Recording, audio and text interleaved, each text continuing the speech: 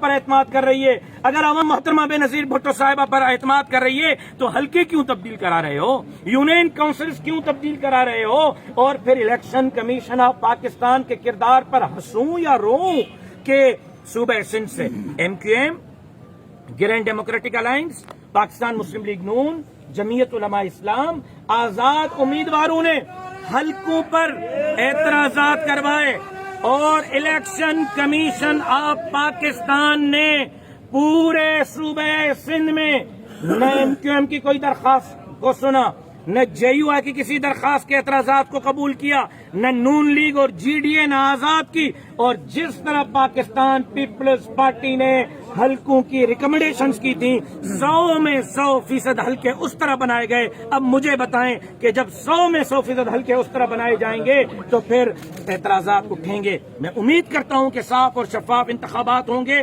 آئیں الیکشن میں ہمارا مقابلہ کریں، یہ آر اوز کا سہارا نہ لیں، یہ حلقہ بندیوں کا سہارا نہ لیں، یہ افسران کا سہارا نہ لیں، یہ سسٹم کا سہارا نہ لیں، عوام کے پاس جائیں۔ کل فارم جمع کراتے ہوئے بھی عوام نے آپ کو اپنا غیظ و غضب کا سامنا کرنا پڑا ہے، آپ کو انہوں نے دکھا دیا ہے، اور انشاءاللہ 8 فروری کو بھی آپ کو عوام کے غیظ و غضب کا سامنا کرنا پڑے گا۔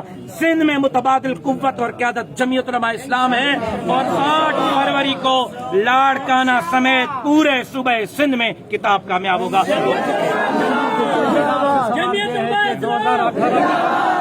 سر میرا آپ سے سوال یہ کہ 2018 کے انتخابات میں 84,000 سے زائد جو ہے بلاول نے ووٹ لیے تھے اور 50,000 سے زائد آپ ووٹ لیے تھے، وہ کیسے پوری کریں گے؟ اور یہاں پر کچھ پراپرٹی بھی نکل آئی ہے کہ ان کے بجلی کے بل آپ نے ادا نہیں کیے، تو آپ تو ارب پتی ہیں۔ اور جی، سب سے پہلی بات یہ ہے کہ 2 دن تک میرے نتائج اسی عدالت میں روکے گئے تھے، وہ اگر 2 دن نہ روکے جاتے، اسی وقت جاری کیے جاتے تو میں جیتا ہوا تھا۔ 2 دن 80,000 پہ ہوتے اور بلاول صاحب 50,000، بلاول صاحب 50، وہ اگر ابھی بھی 2 دن میرے نتائج اس طرح یہاں مینج ہوتے رہے تو پھر تو میں کبھی بھی نہیں جیت سکتا۔ عوام کے فیصلے پر رہیں، سسٹم کے فیصلے پہ نہ رہیں۔ 2 دن عدالت میں کیسے میرے نتائج روکے گئے، کیوں روکے گئے، الیکشن کمیشن نے اس پہ کیوں کارروائی نہیں کی؟ ایک بات۔ دوسری بات، الیکشن کمیشن کے آج آفس میں وابڈا والے 6 بل لے آئے کہ جی یہ راشد محمود سمرو اور ناصر محمود سمرو کی طرف ڈیوز ہیں۔